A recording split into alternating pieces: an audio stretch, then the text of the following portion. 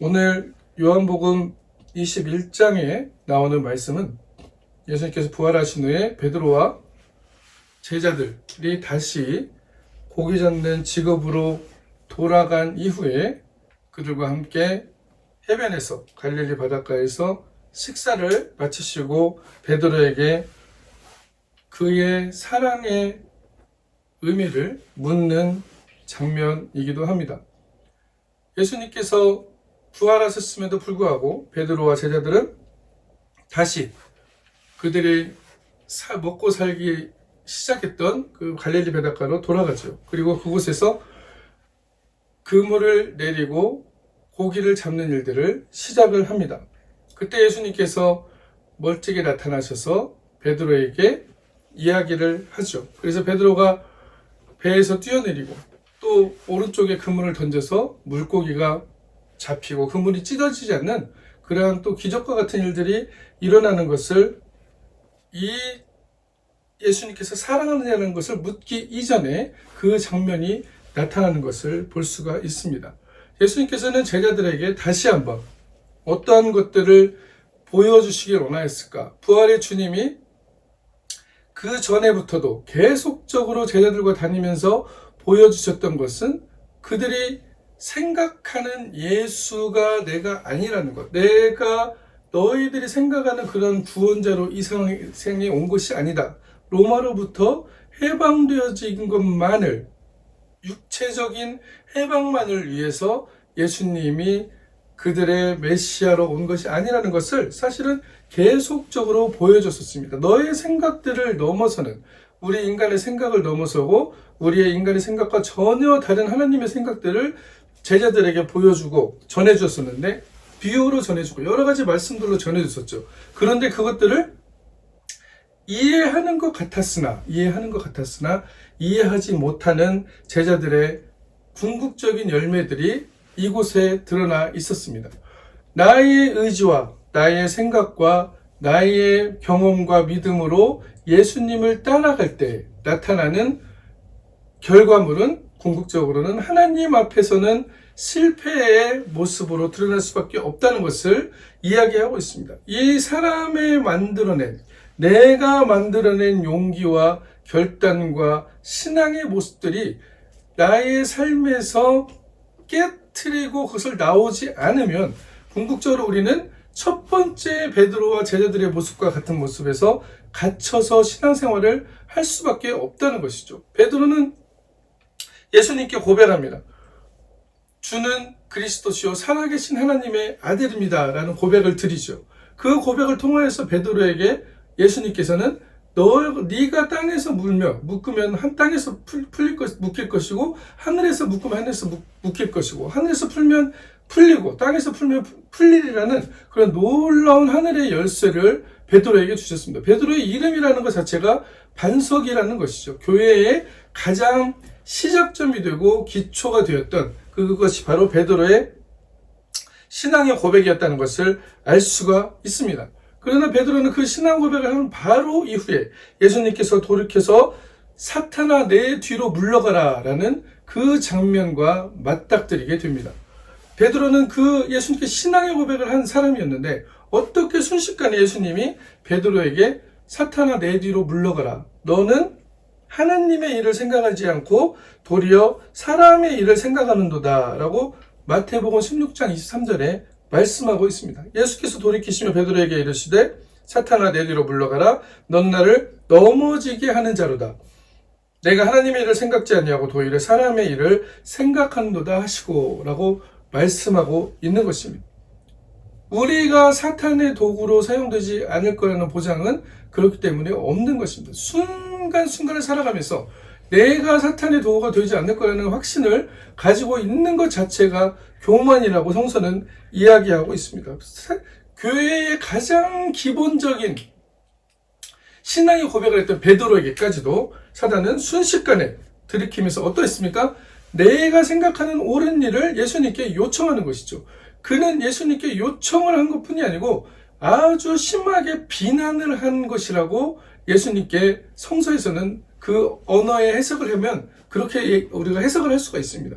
예수님을 그냥 예수님 그러지 마십시오가 아니고 거의 그냥 다그치고 지시하고 욕하는 수준으로 베드로가 예수님을 꾸짖는 수준으로 얘기했다는 것입니다. 예수님 그렇게 하지 마세요. 그렇게 하지 마세요.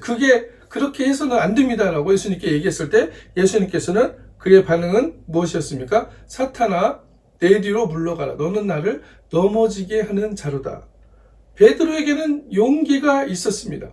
하나님의 나라를 고백할 수 있는 용기가 있었고 그의 삶을 다 버리고 예수님을 쫓아갈 수 있는 그 결단의 용기를 가지고 있는 사람이었습니다. 그럼에도 불구하고 베드로는 예수님을 3번 부인하고 마지막에 예수님을 저주하고 또 예수님께서 하시려고 하는 일들을 저지하는 역할을 하는 그 사탄의 도구로 쓰임받는 일들이 있었다는 것을 우리는 성서를 통해서 발견할 수가 있습니다. 이 열정은 하나님의 열정이라고 우리가 착각을 하고 있지만 하나님의 열정이 아니고 사람의 열정이었다는 것이죠. 그 용기는, 그 선택은 순간적으로 하나님의 나라에서 사탄의 나라로 옮겨가 버리는 순식간에 예수님을 넘어지게 하려고 하고 예수님이 하는 일을 못하게 하고 사람의 일로 하나님의 일을 바꿔버리는 그러한 일들이 순간적으로 생겨난다는 것을 성서는 이야기하고 있는 것입니다. 나의 힘으로 하려고 한다는 것이죠. 궁극적으로 내가 옳다고 생각하는 것, 내가 하나님 편에서 서 있어서 내가 그 일을 하기 때문에 그것이 바로 하나님의 일이다라고 생각하는 것에 성서는 퀘스천 마크를 던져주고 있는 것입니다. 내가 하나님의 일을 생각지 아니하고 도리어 사람의 일을 생각하는 도다. 우리 믿음의 고백이 아무리 베드로와 같은 믿음의 고백이었다 할지라도 예수님이 원하시는 길을 가는 것을 우리가 방해하고 있는 사람이 될 수 있다는 것을 성서는 분명히 보여주고 있습니다. 이 과정을 통해서 성서는 베드로에게 어떠한 것들을 발견하게 하려는 것일까? 우리의 삶에서도 마찬가지죠.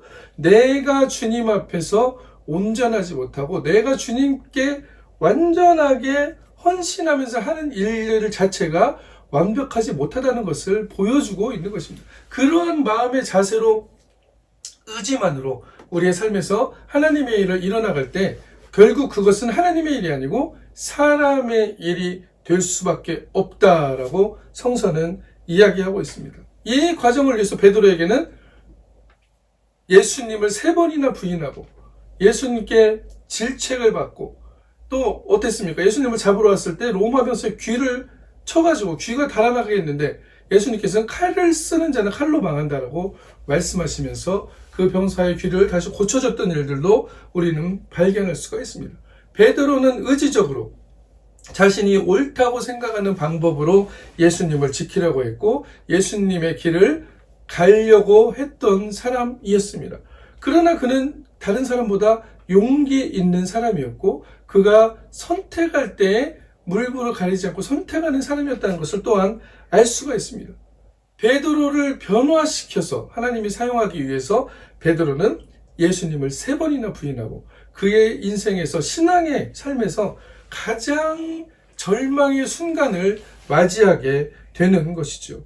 내가 할 수 있는 것이 정말 이것뿐인가? 내가 하고 있는 것들이 결국은 하나님께 도움이 안 되는 것인가? 라는 그러한 절망과 스스로 자기를 질책하는 그런 질책감에 빠져 있었을 것입니다. 그러나 베드로는 그럼에도 불구하고 닭 울음소리를 들으면서 하나님께 돌이키는 회개를 하였던 것을 우리는 볼 수가 있습니다. 베드로에게서 가장 중요한 점을 꼽으라면 바로 회개했다를 들을 수가 있습니다. 베드로는 돌이킬 수 있는 사람이었습니다. 하나님이 내가 하나님 앞에 잘못된 것을 깨달았을 때 주님 나의 잘못을 용서해 주십시오. 내가 주님께 다시 돌아가겠습니다. 나의 길을 지도하여 주십시오라고 하나님께 돌아갈 수 있는 용기를 가진 사람이었다는 것이죠. 베드로의 인간적인 용기는 또한 하나님 앞에 회개할 수 있는 그 용기를 주는 그 용기로 바뀌어지고 있는 것을 우리는 발견할 수가 있습니다. 예수님께서 물어봅니다. 내가 나를 사랑하느냐라고 물어볼 때 조반 먹은 후에 시몬 베드로에게 이르시되 요한의 아들 시몬아 내가 이 사람들보다 나를 더 사랑하느냐. 겉으로 보이기에는 그는 항상 이 사람들보다 예수님을 더 사랑하는 사람과 같은 모습을 가지고 있었습니다. 열정을 가지고 있었고 아주 의지적으로도 강한 사람이었었죠. 그러나 그는 예수님 앞에서 실패자로 서 있는 것과 같았습니다.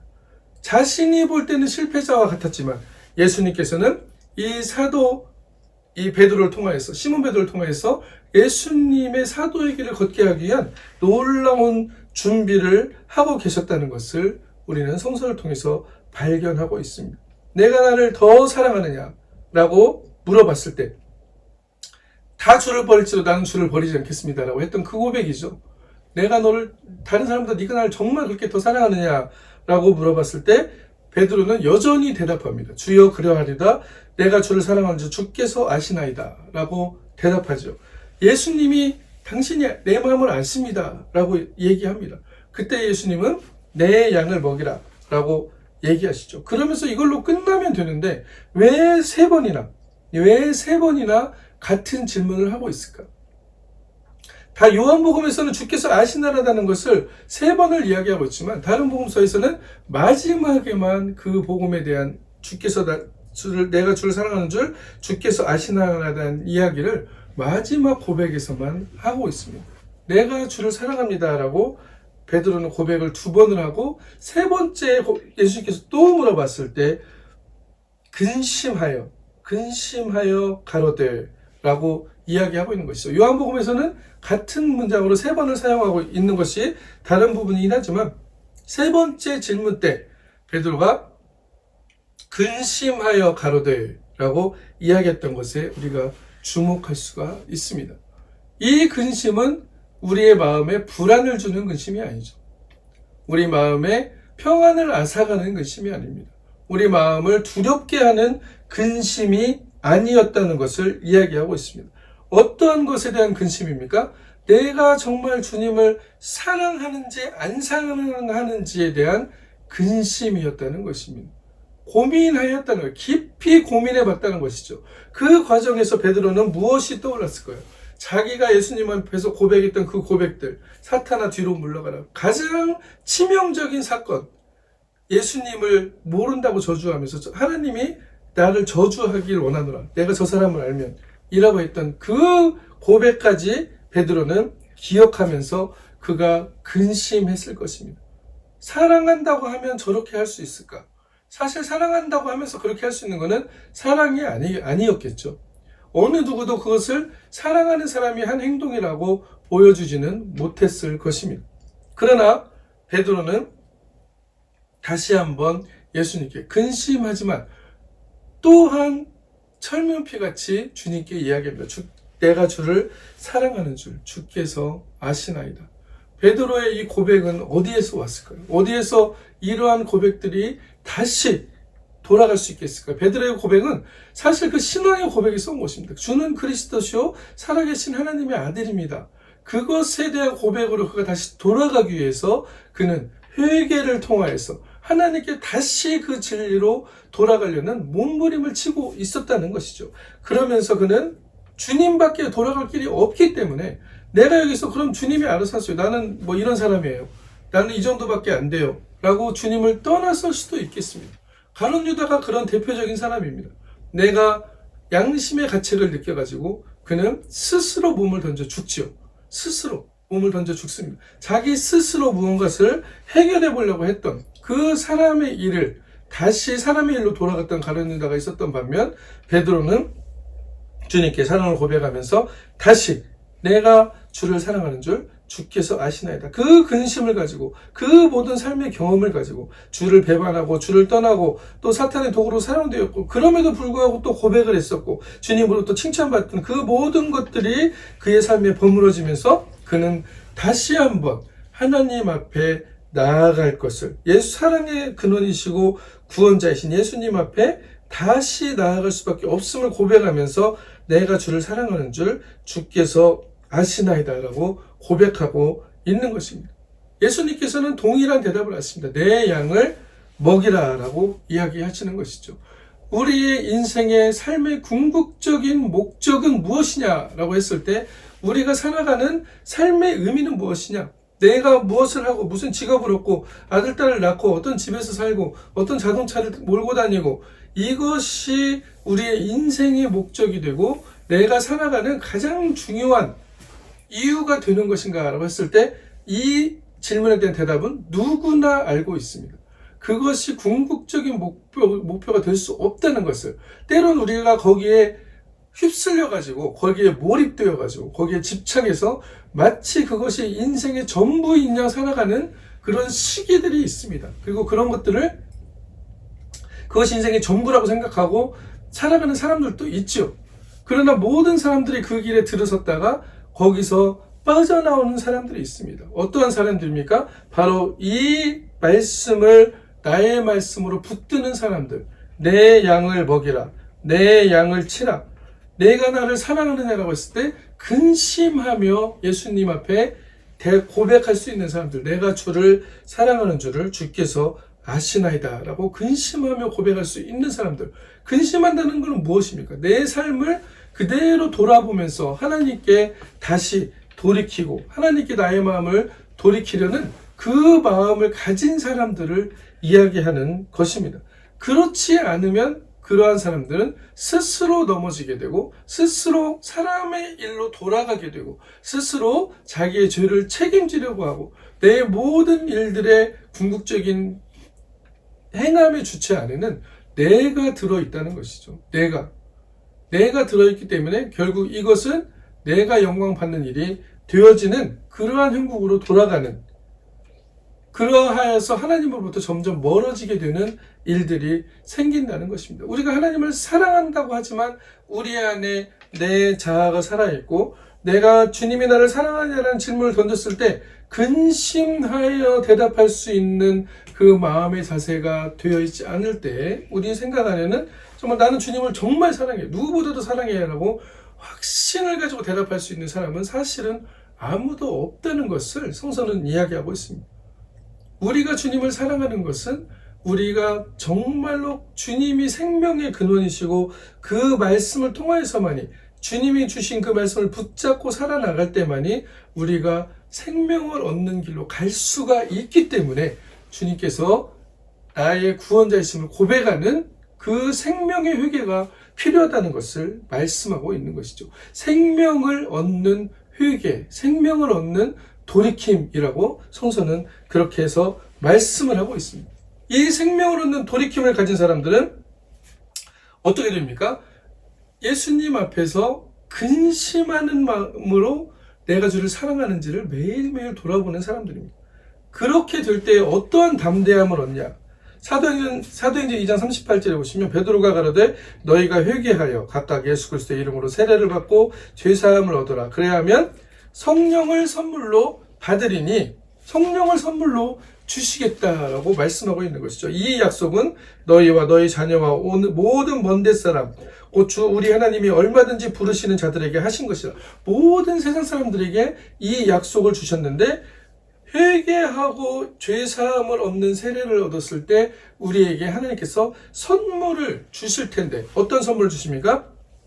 성령을 선물로 주신다. 하나님의 지혜의 영을 선물로 주신다. 내가 주를 사랑합니다라고 나의 의지로 고백하는 것이 아니고 하나님이 주시는 그 성령의 마음으로 하나님께서 원하시는 대답들을, 삶들을 우리가 살아갈 수 있게 된다는 것이죠. 여러 말로 확증하여 권하여 가로되 너희가 이 패역한 세대에서 구원을 받으라 하니 그 말을 받는 사람들은 세례를 받으며 날의 제자의 수가 3,000이나 더하더라. 베드로의 회개를 통하여서 변화된, 예수님께 근심하며 사랑 고백을 했던 베드로는 궁극적으로 성령을 선물로 받은 사람이었습니다. 회개를 통하여서 그는 성령을 선물로 받고 이 성령을 전할 때, 성령의 지혜로서 그의 삶을 생명 얻는 회개를 전할 때 사람들은 3,000이나, 그날에 3,000이나 더하는 그런 놀라운 파급력을 일으켰다는 것을 이야기하고 있습니다. 그의 삶은 이제는 물고기 잡는 데 있지 않아요. 물고기를 몇 마리 잡고 이걸 가지고 내가 어떻게 살아가고 해 그의 삶에 포커스가 있지 않았습니다. 그는 많은 사람들이 주님께로 돌아오게 하는 그 일에 관심을 가지고 그의 인생을 던졌다는 것을 이야기하고 있습니다. 생명 얻는 회개를 사람들에게 전하기 위하여 나의 직업을 사용하고 생명 얻는 회개를 전하기 위하여 나의 재능들을 사용하는 그러한 일들을, 세상을 변화시키는 일들을 베드로는 하고 있었고 하기 시작했다는 것입니다. 얼마나 담대하게 베드로가 전하고 있는지 마치 뻔뻔해 보일 정도로 베드로는 그렇게 생명 얻는 회개를 전하고 있습니다. 예수님을 3번이나 부인하고 저주했던 사람, 도망갔던 베드로가 이렇게 될 수 있었던 이유는 회개를 통하여서 하나님의 영을 선물로 받았기 때문이라는 것입니다. 그에게는 다른 용기가 생겨났습니다. 성령의 용기가 생겨났다는 것이죠. 인간의 용기로 시작했던 베드로는 하나님 앞에 회개할 수 있는 용기로 결단을 했고, 그 용기가 하나님이 주시는 새로운 용기를 얻게 했습니다. 사람들 앞에서 담대하게 그리스도 앞으로 돌아올 수 있는 생명을 얻는, 죄사함을 얻는 회개를 전할 수 있는 그 용기를 주셨다는 것이죠. 우리는 어떠한 용기와 의지를 가지고 살아가고 있습니까? 우리는 어떻게 사용되기를 원하십니까? 주님의 말씀 앞에서 어떻게 반응하기를 원하십니까? 오늘도 정말 어떻게 살아갈지를 근심하는 그 근심이 아니고, 우리가 해야 될 근심은 내가 정말 주를 사랑하는 줄 주께서 아십니다. 주님이 아시는 그 사랑을 내가 드리기 위하여, 하나님이 나를 사랑하시는데 나는 주님께 얼마만큼 진실한 고백들을 드리며 살아가고 있는가를 근심하며 매일매일 나의 삶들을 돌이키고, 그것을 통하여서 성령의 용기를 얻어서 사람들 앞에서, 이 세상 앞에서 세상이 이야기하는 그 가치로, 그 물결로 휩쓸려서 떠내려가는 것이 아니라 그 물결들을 거스르면서 삶의 기적의 근원이시고 삶의 근원이신 주님의 놀라운 생수의 복들을 우리의 삶에서 드러내며 살아가야 된다는 것입니다. 생명의 회개를 전하고 우리의 삶에 하나님이 함께 하시는 기적을 전할 때 하나님께서는 우리를 주님의 용기 있는 용사로서 사용하여 주실 것입니다. 우리의 삶에 하나님이 함께 하시는 이런 놀라운 기적들을 사람들에게 전하며, 생명 얻는 회개를 사람들에게 전하며, 우리의 궁극적인 삶의 목적이 예수님께서 원하셨던 내 양을 먹이라 라는 그 말씀을 붙들고, 우리가 그 말씀이 나의 말씀을 되기를 원하며 이 세상의 가치가 아닌 하나님 나라를 확증하며 하나님 나라의 기적들이 내 삶에서 드러나고 하나님의 나라의 부와 영광들이 나의 면류관이 되는 그런 놀라운 축복들을 받으시고 용기를 얻으시고 성령을 선물로 받으시기를 예수 그리스도의 이름으로 간절히 축원합니다. 아멘.